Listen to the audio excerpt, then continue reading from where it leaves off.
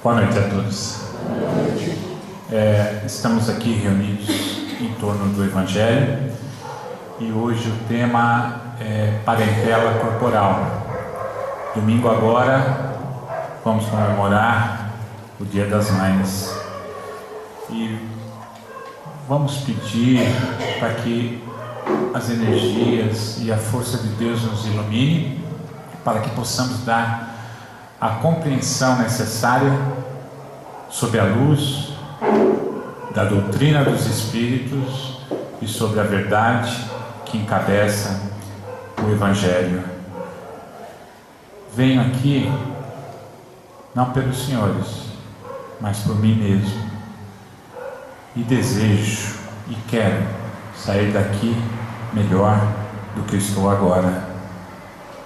Eu peço que os senhores também peçam isso, porque se o Evangelho realmente nos ilumina e nos ensina, não tem outro caminho. Parentela corporal. O primeiro passo é saber se essa condição nos traz felicidade.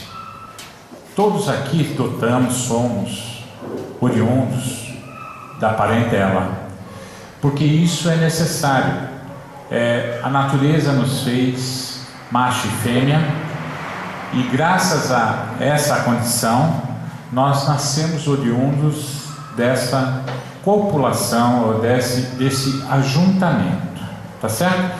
Então, naturalmente, quer dizer, não foi o homem que inventou, a condição de família, mas a própria natureza.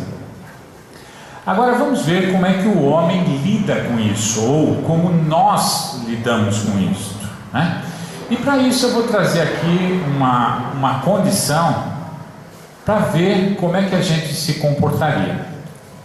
Vamos imaginar que estejamos dentro de uma locomotiva em cima dos trilhos, e essa locomotiva andando, e sejamos o maquinista dessa locomotiva e estejamos sozinhos lá dentro. E estamos ali dentro de uma operação, colocando a locomotiva em movimento e andando com ela. De repente, não existe mais freio. A locomotiva perdeu o freio e você não consegue mais parar essa locomotiva. O trilho está acabando. Só que nesse momento você percebe uma saída para a direita no trilho e você tem condição de virar essa locomotiva para a direita. Se você for reto, ela vai parar e você percebe que existe um amontoado de pessoas trabalhando no trilho do trem e que não estão esperando que você não freie a locomotiva. Portanto, haverá um acidente muito sério. Tá certo? E essas pessoas provavelmente vão sofrer danos de morte. E são muitas pessoas. Mas, se você dobrar à direita essa locomotiva, você percebe que são só duas pessoas que estão trabalhando. De um lado, reto, você tem muitas pessoas trabalhando que você nem consegue contar. E do outro lado, você consegue contar facilmente duas pessoas. Qual a decisão certa? A locomotiva não vai parar. Nós vamos pelo óbvio, tá certo? Muitos ou pouco? Melhor pouco, ok? Pouco. Então dobraremos para a direita, ok? Tá certo? É o óbvio, Alguém pode vir com alguma outra teoria, mas o óbvio manda dizer isso, ok? Nós estamos chegando mais perto. E percebemos que se virarmos para a direita, nós conhecemos as duas pessoas que estão trabalhando lá. E são nossos filhos. Ou, se não tivermos filho e não soubermos qual é a sensação de ter um filho, são duas pessoas que amamos muito. E agora? Continuamos dobrando para a direita? Eu vou dizer o óbvio. Não dobraremos. Tá certo? Esse é o óbvio. Nenhuma mãe mata o filho. Mata? Mata? Então é o óbvio. Tá certo? Isso. Que bom. Todos pensamos aqui da mesma forma. Por isso, instituímos guerras. Porque a pátria tem filhos, família tem filhos, e toda a condição nossa, estrutura, é exatamente em cima disso. Aqueles que eu amo, eu protejo. Tá certo? Aqueles que eu amo, eu protejo. Mas, agora aqui nós vamos ser um pouco Deus. Nós vamos ser nós mesmos, mas nós vamos olhar por cima. Aquele outro, aquelas outras pessoas que nós escolhemos que não vão ser os nossos filhos, também não são filhos? São filhos, não é verdade? São filhos. E o que vai ocorrer quando acabar toda essa situação?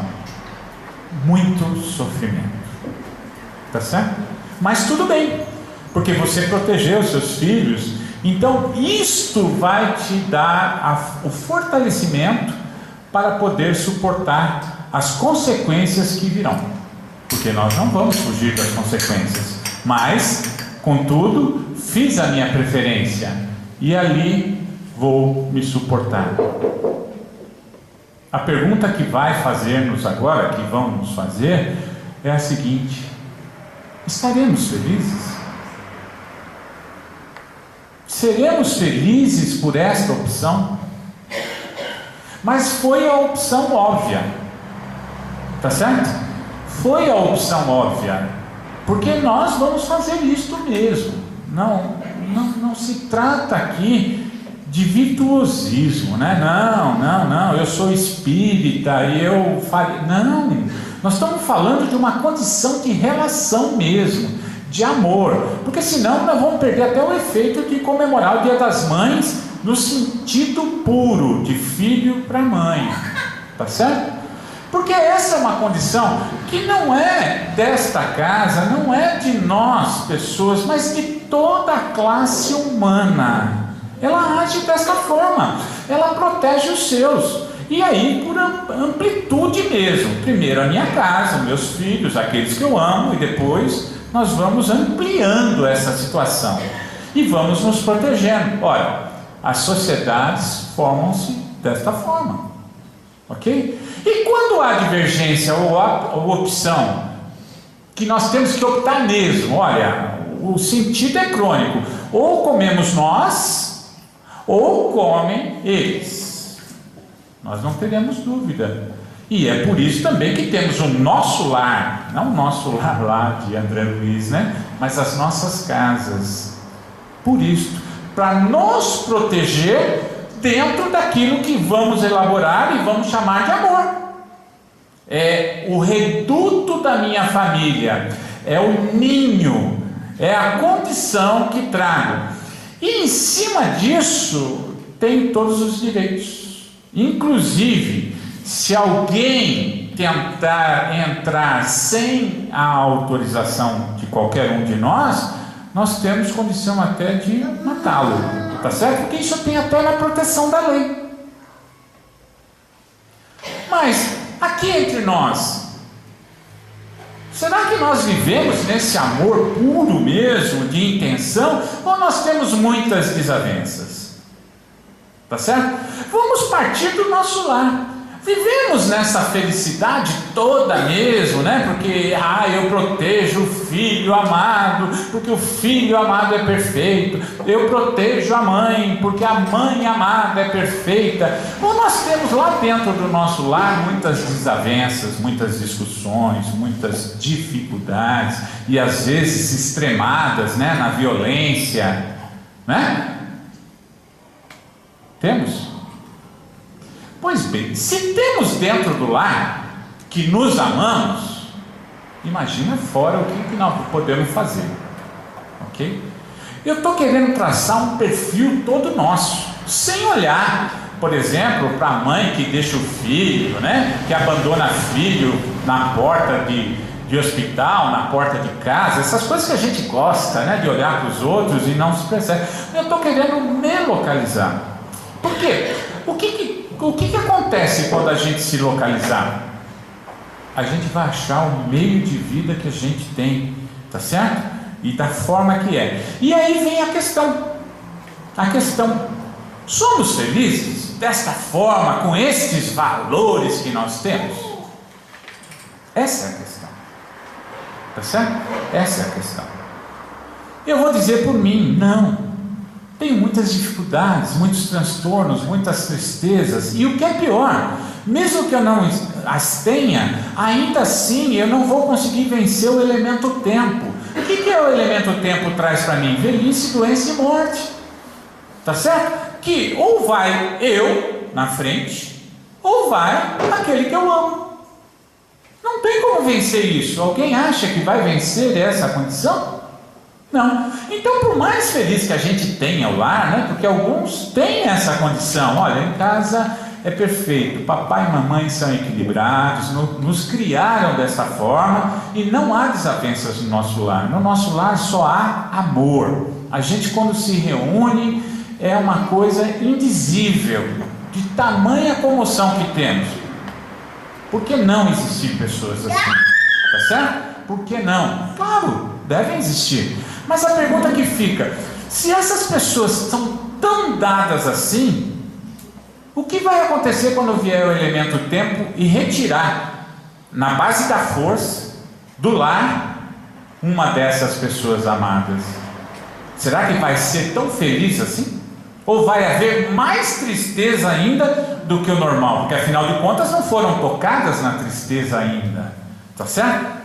Então, é um caminho como se fosse uma locomotiva mesmo, sem freio. Tá certo? É uma questão de opção. Ou você sofre constantemente, ou sofre no final. Tá certo? E o final não é um tempo assim, olha, daqui 50 anos, daqui 70 anos. O final pode ser um minuto seguinte, porque ninguém domina esse tempo. Um minuto seguinte pode mudar completamente a perspectiva de vida, perspectiva daquilo que temos, aquele sonho que temos, em um minuto pode se converter em outros, por conta das condições que vão se apresentando em nossas vidas. Ok? Então eu poderia dizer assim, olha, o homem promove guerras por conta desse amor. Tá certo? Por conta dessa proteção. Nós fechamos os nossos lares e somos egoístas pelo medo da morte, tá certo? Por conta desse tipo de condição que nós temos de tratar, que é uma verdade para nós e é a forma, tá certo? Nós temos que nos desarmar. Nós não somos pecador porque, eu quero ser pecador, não. É a forma como nós encaramos a felicidade, como nós achamos que a felicidade tem que ser. Mas aqui, na presença da verdade, da sinceridade e da humildade, nós vamos perceber que essa fórmula, ela é falível. 100% haverá um determinado momento que ela irá falir. A prova disso que estamos sentados aqui, por exemplo. Nós não estamos sentados aqui porque somos felizes, né? Que viemos aqui apenas para acrescentar. Não tem problema, dificuldades, tá certo? E isso também é uma dificuldade, porque muitos de nós poderão estar com problema agora por conta de família, por conta de uma dificuldade, de uma desavença, de uma doença, ou de uma perda, porque morte é perda. E isso também não tem como fugir, não terá como fugir. Ok? Mas é a fórmula que eu tenho de felicidade. Por que nós temos que encarar dessa forma? Porque é nisso que eu invisto. Ok? O Dia das Mães nada mais é do que um fortalecimento desse tipo de laço. Até o dia que eu perco uma mãe, aí o Dia das Mães vira saudoso. Para muitos de nós já vai ser. Tá certo? Para muitos de nós que já não tem mais a possibilidade de abraçar a mãe presentemente, irá sentir saudade, né? Se tiver boas coisas para lembrar, e com certeza tem, porque a morte, essa distância, ela consegue filtrar as coisas difíceis e ficam as coisas boas. Tá ok? Isso por uma questão de consciência. Então, enquanto temos a possibilidade, vamos festejando, né? Vamos presenteando, mas em determinados momentos não vai ser mais possível. E quando é inverso é pior, né? Quando a mãe está presente e o filho não está mais para homenageá-la. Essa é uma dor que quem passa por isso sabe que é muito difícil. Muito difícil. E que, como eu disse, por estarmos na presença da verdade, não tem como dominar, porque não sabemos o minuto seguinte das nossas vidas. Mas também, como disse, é a nossa fórmula de felicidade. Ok. Tendo isto aqui traçado, desenhado, quando é que você vai abrir mão desses valores? Quando é que você vai se dispor a ouvir coisas novas? Simples assim. A inteligência que todos nós somos dotados não troca mais por menos. Tá ok? Não troca.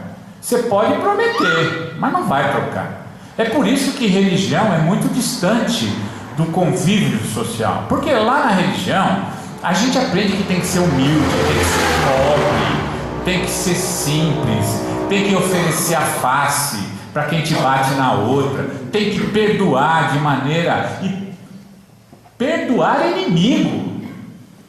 Ué, como eu vou perdoar, por exemplo, o inimigo de alguém que tirou a vida do meu filho? Como é que eu posso perdoar esse inimigo?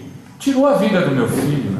Eu posso até prometer para a religião lá que vou perdoar, mas a inteligência, ela não vai deixar você perdoar, porque você não troca mais por menos, em momento algum, tá certo?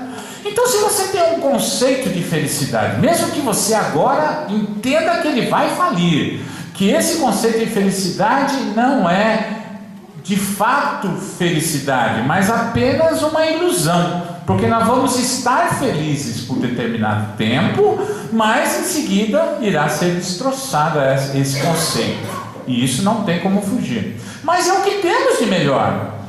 Então, como aceitar algo que desmistifique isso, ou que nos traga? Só de uma maneira: se o que for prometido seja melhor do que o que eu já tenho hoje. Tá certo?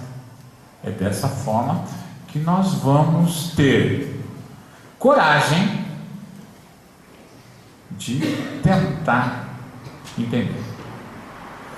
Mas como agora nós vamos utilizar isso de uma maneira prática dentro do Evangelho?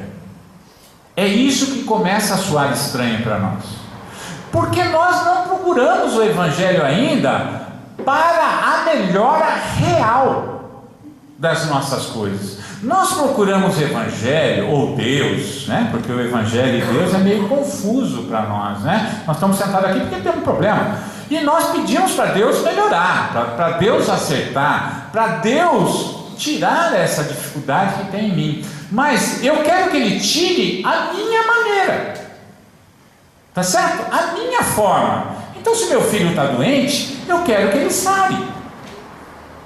Se eu tenho dificuldades dentro do lar, eu quero que o lar seja feliz. Eu quero que o meu marido pare de beber. Eu quero que aquelas dificuldades que eu tenho atravessado, quer seja por falta de emprego ou por outras coisas, se conduzam de uma maneira em que eu tenho totalmente visualizado e planejado. Então eu fico pedindo para Deus assim, né, para a gente estender isso, que meu filho passe no vestibular. Por quê? Porque aí ele vai ser feliz, porque eu já tenho o planejamento para ele de felicidade. Que meu filho, que as condições do meu filho sejam altamente favoráveis em seu caminho. É uma condição que toda mãe vai pedir, tá certo? Todos nós vamos pedir, mas quais são esses altamente favoráveis? Eu tenho certinho planejado, tá? Porque é o que eu posso enxergar, é o que a minha inteligência abraça. Então, procurar o Evangelho, a nossa forma, não é estar dispostos a ter coisas novas na nossa vida, tá certo? Não é. Então, por isso que o Evangelho é falado, mas nós não escutamos. Porque quando ouvimos um pouco do Evangelho, o Evangelho pede para que a gente troque 6 por 4. Que aquele planejamento de felicidade, esqueça tudo aquilo, porque nós vamos ter que viver na humildade, na simplicidade e aceitar a tristeza. Ninguém quer aceitar a tristeza. Nós nascemos para ser felizes. Então fica difícil, mas eu fico suportando o Evangelho. Por que suporta? Porque eu vim aqui por causa de uma dor, e eu tenho que ouvir 30 minutos de palestra, porque assim a dor passa. Então a gente suporta o Evangelho. Mas não é a proposta de hoje, porque não é a proposta de casa espírita. A proposta de casa espírita é entender, viver Evangelho. E para viver Evangelho nós temos que ter uma lógica. Se eu estou com 6, eu quero 8 do Evangelho agora. Senão eu não abro mão do meu 6. Nós temos que ser sinceros. E é por isso que eu fiz o pedido. Olha, o que eu entrei aqui é o que eu sou. Então, se eu entro aqui antes do Evangelho, o que eu trago? Eu trago o que eu sou. Então, se eu fizer um pedido para o Evangelho, se Deus existir, e disser assim, olha, eu não quero mais, eu não estou contente com isso, eu quero sair daqui com mais. Você, inteligentemente, vai ter que tentar compreender o Evangelho. Porque sair com mais sem fazer nada, não é nem inteligente, e nem justo. Se Deus é inteligência suprema e justiça suprema, nós estamos indo de encontro a Ele. Então isso, no mínimo, não é inteligente. Pode ser outras coisas aí, né? Cortar caminho, né? Braço curto, né? Não estou afim, mas é isso que eu quero. Mas não de verdade agir de forma verdadeira. A verdade é, se Deus é inteligente, eu tenho que de forma inteligente entendê-lo. Se Deus é justo, eu tenho que entender de forma justa. Então, para me sair daqui melhor, eu tenho que agir. E a primeira ação é entender. Não tem outra forma, é entender. Paulo de Tarso, num dos seus momentos, disse que só a fé não basta. A fé sem ação é morta. E nós temos que compreender isso, mas para isso temos que ter o coração aberto. Mas como é que eu vou abrir meu coração? Se você buscar trocar o que tem por mais. Então, como nós temos mais 5 minutos, eu vou entrar no Evangelho para entender o que o Evangelho fala da parentela. Tá certo? O que nós entendemos de parentela já foi esmiuçado. Pobremente, tudo bem, mas já foi esmiuçado. E agora, e o Evangelho? O que ele fala de parentela? E a nossa compreensão? Será que vai sair daqui com mais? Faça um pedido, porque é isso que todos nós queremos. Bem, pegando o Evangelho, nós temos só 2 citações de parentes, tá certo? Só 2. Primeiro de pai e mãe, e segunda de filho, ok? O resto é consequência. Então, a verdadeira parentela é pai, mãe e filho. O resto é aglomerado, é aceitação, tá certo? É aceitação. Nada mais do que isso. Então nós temos que ir no cerne mesmo, nós temos que ir lá, na simplicidade. O que o Evangelho fala sobre pai e mãe? Deus fez o homem varão e a mulher. E o homem deixará a sua casa para unir-se à mulher. Portanto, unindo-se já não serão 2, mas 2 numa só carne. Primeira parentela é a parentela estranha, não é consanguínea, mas é a parentela mais verdadeira, porque se 2 numa só carne, não dá para falar em 5 minutos, não dá, que é muito mais do que sexo. É muito mais do que pele esticada, pele maquiada, ter vivência, mas muito mais, porque quem já se separou sabe o que é muito menos. Tá certo? E quem não se separou, mas não consegue mais conviver de maneira sincera, talvez se tivesse na direita o marido ou a mulher, sozinho lá, não teria dúvida, passaria por cima. Tá certo? Mas como amamos, nós não passamos. Então o Evangelho fala dois numa só carne, que isso é natural, porque o homem é varão, ou o homem é macho e a mulher é fêmea. E por essa condição, o homem deixa pai e mãe. É nessa condição que o filho que nós temos irá naturalmente se conduzir no mundo. Deixará pai e mãe, assim como nós deixamos. Deixará pai e mãe por uma condição natural de união para formar-se outra família. Ok? Então essa é a visão que nós deveríamos ter dos nossos filhos e da nossa união com relação à parentela. Mas eu não me casei ainda, tá certo? Eu só estou na condição de filho. O que o Evangelho fala para mim? O Evangelho fala assim: honrarás pai e mãe. Tá certo? Honrarás pai e mãe.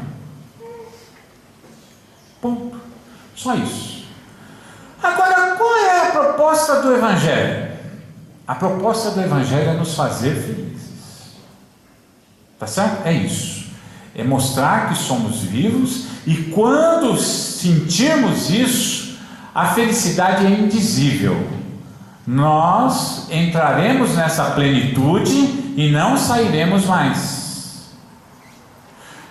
Como então agora trazer isso para o nosso cotidiano? Eu disse, se imaginarmos na felicidade do corpo, do presencial, do amor filial, do amor que toca, nós estamos indo de encontro ao Evangelho, porque o Evangelho disse: o filho vai deixar a sua casa, vai deixar o seu pai e sua mãe para unir-se em outra família. Só isso, nada mais, que é o que ocorre naturalmente. Mas aí a gente tenta agregar, não é? Então agora a mulher do meu filho é nora, e aí com a nora vem toda a parentela dela, e aí a gente tenta unir, e aí já sabemos o que vai acontecendo, sabendo? Puxa vida, eu pensei que fosse só em casa, né? Já sabemos, muito bem. Mas o Evangelho não fala, por isso que eu disse, né? O Evangelho só vai tratar do cerne, ok? Aceitando esta condição, ainda assim, nós não podemos nos poupar de amar filho, e nem filho poupar de amar pai e mãe, tá certo? Mas aceitar essa condição natural significa tirar muitos valores que nós temos hoje. Muitos valores, né? Porque filho, nora, e é padrinho de casamento, né? Que é logo 10, né? A gente não pede um só, não. É um monte de padrinho, né? E aí vira tudo parente.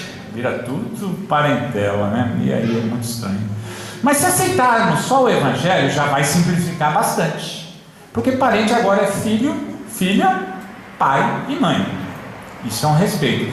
Aprendendo do Evangelho que é natural o filho ir embora, que é natural a filha se casar ou sair, porque é dele, isto, nós também quebraríamos mais valores de dentro de nós, de posse. Tá certo? De possuir mesmo o filho. Por outro lado, o filho não esquece o pai e a mãe, porque tem que honrá-lo. Tá certo? Então nós temos uma outra condição também. Não é só de pais e mães se conformar que o filho vai embora. O filho tem que aprender a honrar, não amar. A honrar, que é mais do que amar. Tá certo? É respeitar, é entender as pequenezes, é entender que a mãe tem necessidade sim, que ligue para ela, é entender que a mãe tem tantas, sabe? E que nós às vezes achamos que não, que eles têm que compreender. Eu já saí, fui embora, tá certo? Se quiser, liga. Não, eu vou embora porque papai e mamãe eles não vão me compreender. Ora, pense no que está falando o Evangelho. Mas eu não troco. Se eu achar que o meu conceito de felicidade é aquele, eu não vou ouvir o Evangelho. Mas eu disse e esclareci: o final é complicado, tá certo? O final é dor. Se é dor e é inevitável da forma que nós fazemos, como então agora abraçar o Evangelho? Primeiro, nós vamos diminuir muito essa dor. Só que o Evangelho não tem proposta nenhuma de diminuir dor. Ele não diz assim: olha, se você fizer com o Evangelho, a dor será menor. Não. O Evangelho diz que extermina a dor. Extermina a dor. Acaba. Aceitou o Evangelho, acabou a dor. Acabou a dor. Bem, se você acreditar, para a gente terminar, na vida do corpo e nos valores que nós temos, pode tentar achar a solução e pode rezar lá dentro à vontade. Pode acender vela, pode fazer o que quiser. Vai continuar a vida do mesmo jeito e as guerras vão continuar. Se você mudar o seu conceito, a dor diminui, no mínimo. Mas ainda assim, você, por ser corporal, e todos nós somos, ainda assim continuamos com dor. Como então eliminar a dor? É imaginar que a vida é muito mais do que se apresenta. Tá certo? Se você passar por cima de 100 pessoas, ou passar por cima de 2, tudo que você fizer de boa fé e boa vontade lhe será menos cobrado. Porque de verdade não se extermina nada. Isso é proposta do Evangelho, tá certo? Toda ilusão será respondida. Tudo que está encoberto será descoberto. Isso tudo é proposta do Evangelho. Portanto, peso de consciência é quando você faz coisas erradas e não coisas de boa fé. É muito diferente. É muito diferente. Ok?